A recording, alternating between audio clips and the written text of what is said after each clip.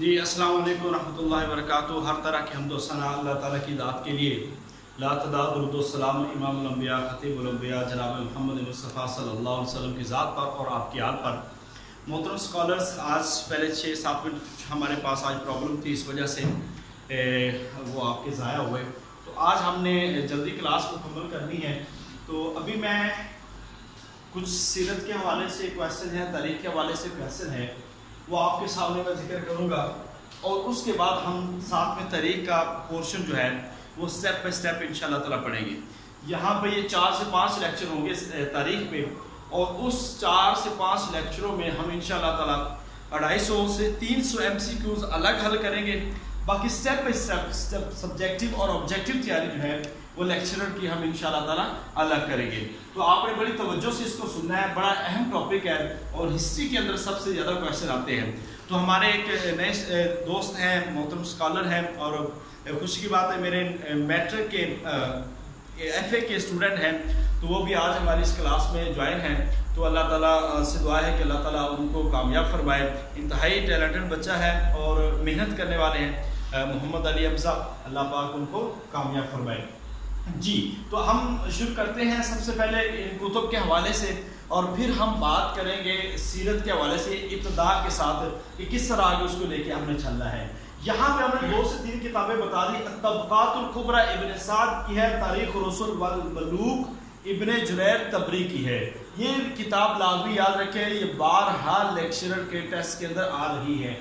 تاریخ رسل والملوک ابن جریر طبری رحمۃ اللہ علیہ، السیرۃ النبویہ ابن ہشام رحمۃ اللہ علیہ، اصح السیر یہ ہے عبد الرؤف داناپوری۔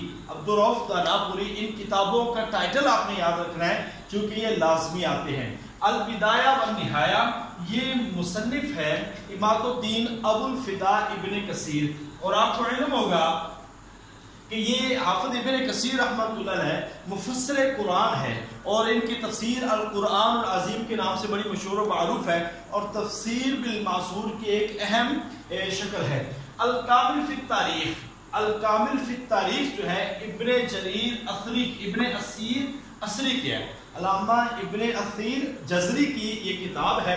تاریخ ابن خلدون ابو زید عبد الرحمن محمد بن مغربی، اب اس کا نام جو تقلص ہے کنیت ہے وہ ابن خلدون ہے۔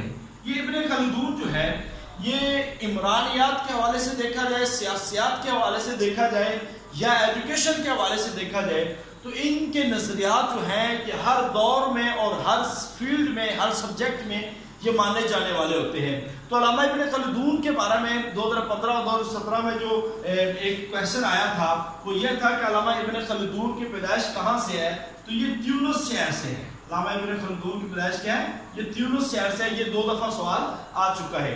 الرحیق المختوم یہ سیرت میں ایک اہم کتاب ہے، جو چوری ہوئی شرح، تو یہ تجلیات نبوت پر یعنی کہ سیرت پر اس کا جو اردو ترجمہ ہے مولانا صفی الرحمن مبارک پوری رحمۃ اللہ علیہ، یہ ان کی بہترین کتاب ہے، اور آپ نے اپنے مطالعہ میں اس کتاب کو شامل کرنا ہے، چونکہ سیرت کے حوالے سے میکسیمم کویسچن اس کتاب سے کلیئر ہوتے ہیں، تو آپ نے زیادہ سے زیادہ اس کتاب کو اپنے مطالعہ میں شامل کرنا ہے۔ اسوہ حسنہ مولوی ظہیر الدین، یہ ان کی کتاب ہے الخصائص الکبریٰ، جلال الدین سیوطی رحمۃ اللہ علیہ، علامہ جلال الدین سیوطی رحمۃ اللہ علیہ کی خصائص الکبریٰ ہے۔ اس کے بعد کتب کی جو تفصیل ہے، جو نوٹس ہیں، وہ انشاءاللہ تعالی میں آج آپ کو گروپ میں PDF کی شکل میں، آج کے لیکچر کی شکل میں آپ کو شیئر کر دوں گا، اور وہ آپ نے وہاں سے یاد کرنی ہے۔ کتابوں کو لازمی یاد رکھنا ہے کہ 5 سے 6 نمبر کتاب یاد کے آتے ہیں آپ کے لیکچرر کے ٹیسٹ میں، اس لیے بار بار کہہ رہا ہوں کہ آپ نے کتاب یاد کو ہر صورت یاد رکھنا ہے۔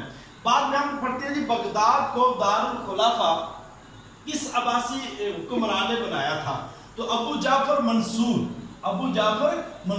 یہ عباسیوں کے حکمران تھے، اور سب سے بڑے مانے جانے والے اور ان کے کامیاب حکمران مانے جانے والے ابو جعفر المنصور تھے۔ اور جب ہم ان کی ڈیٹیل پڑھیں گے اس وقت ابو العباس کا ذکر جو پہلے حکمران ان کا بھی آئے گا، پھر ڈیٹیل میں ان کے سارے حکمرانوں کا ذکر آئے گا۔ ایک بات آپ کو ابھی بھی بتا دوں، شاید اس وقت بھول جاؤ، بنو امیہ کے خلفاء کی تعداد جو ہے وہ 14 ہے، بنو امیہ کے خلفاء، اور یہ خلافت شروع ہوتی ہے 41 ہجری سے شروع ہوتی ہے اور یہ چلتی ہے 132 ہجری تک۔ یہ بنو امیہ خاندان کی خلافت ہے اور وہاں سے آگے چلتا ہے سلسلہ بنو عباس کا، اور بنو عباس کی جو خلافت ہے وہ تقریباً 550 سال پلس چلتی ہے، یعنی کہ وہ 132 سے شروع ہوتی ہے اور ان کے خلفاء کی تعداد جو ہے وہ 37 ہے، ان کے خلفاء کی تعداد 37 ہے۔ جنگ قاسیہ کس سال میں ہوئی؟ اب میجورٹی پہ جو اس کا ہے نا وہ آپ نے 14 ہجری لگانا ہے۔ 15 ہجری کے اندر جنگ یرموک اور 14 ہجری کے اندر جنگ قاسیہ، یہ زیادہ مشہور ہے اور مستعمل ہے، اور 16 ہجری کے اندر بیت المقدس فتح ہوتا ہے۔ تو یہ خلیفہ دوم حضرت عمر رضی اللہ تعالیٰ کے دور میں ہوا۔ دوسری بات، یہ دور فروخی کی سب سے خوفناک جنگ تھی اور ایرانیوں کے خلاف تھی، اور اس جنگ میں رستم پہلوان تھا جو حضرت سعد بن ابی وقاص، اگرچہ حضرت سعد بن ابی وقاص اس وقت ارق النساء کی بیماری میں موجود تھے، خود براہ راست شریک نہیں تھے، یعنی کہ کمانڈ نہیں کر رہے تھے، مگر کمانڈر وہی تھے، اس لیے فاتح ایران جو ہے وہ حضرت سعد بن ابی وقاص رضی اللہ تعالیٰ عنہ کو کہا جاتا ہے۔ نبی کریم صلی اللہ علیہ وسلم اور حضرت خدیجہ رضی اللہ تعالیٰ کا نکاح کس نے بنایا؟ جناب حضرت ابو طالب نے۔ جناب ابو طالب نے سیدہ خدیجہ الکبریٰ رضی اللہ تعالیٰ کا نکاح مبارک نبی پاک صلی اللہ علیہ وسلم سے پڑھایا تھا۔ حضرت ام المومنین حضرت ماریہ قبطیہ رضی اللہ تعالیٰ عنہ کا تعلق جو ہے وہ مصر سے ہے، شاہ مقدس سے مصر نے یہ بھیجا تھا حضرت ماریہ قبطیہ رضی اللہ تعالیٰ عنہ کو۔ پہلے ہجرت حبشہ کس سال ہوئی؟ آپ کو علم ہے کہ 2 دفعہ ہجرت ہوئی ہے، ایک ہجرت حبشہ اولا ہے اور ایک ہجرت حبشہ ثانیہ ہے۔ اس کی ڈیٹیل میں ہم پڑھیں گے کون کون گئے، اور حضرت عثمان رضی اللہ تعالیٰ عنہ اور آپ کی بیوی اس ہجرت میں حضرت رقیہ رضی اللہ تعالیٰ عنہ شامل تھی۔ عباسی دور میں حکومت میں اسلامی سلطنت کا دارالخلافہ کون سا تھا؟ بغداد تھا۔ حضور صلی اللہ علیہ وسلم نے زندگی کے اندر کتنے حج کیے ہیں؟ تو آقا علیہ السلام نے زندگی کے اندر صرف 1 حج کیا ہے اور 4 عمرے کیے ہیں۔ یہ آج کے سمپل سے کویسچن تھے جو آج آپ کے سامنے ہم نے ذکر کرنے تھے۔ اس کے بعد ہم بات کرتے ہیں، وہ ہم اپنے ہسٹری کا جو پورشن ہے اس کا باقاعدہ جو ہے وہ ہم انشاءاللہ تعالیٰ آغاز کر رہے ہیں۔ اس حوالے سے اگر کسی کو کوئی کویسچن ہو وہ پوچھ سکتا ہے۔ کسی کا کوئی سوال ہو؟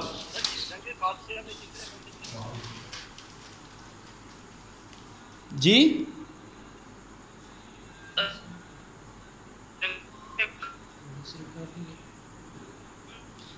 چلیں، آواز نہیں آ رہی، ویڈیو ریکارڈ ہو رہی ہے، آپ کا اسپیکر کی آواز بالکل نہیں آ رہی سر۔